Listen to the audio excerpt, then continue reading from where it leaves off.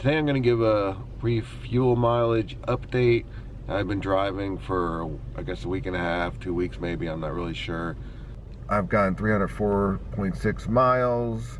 The car is saying my average miles per gallon is 21.9. I do drive in sport mode all the time. This is a mixture of both highway and city. Right now I hit just over 3,000 miles in the car.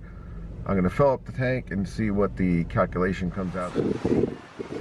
14.228. Let's take 304.6 divided by 14.228 and we get 21.4 miles to the gallon.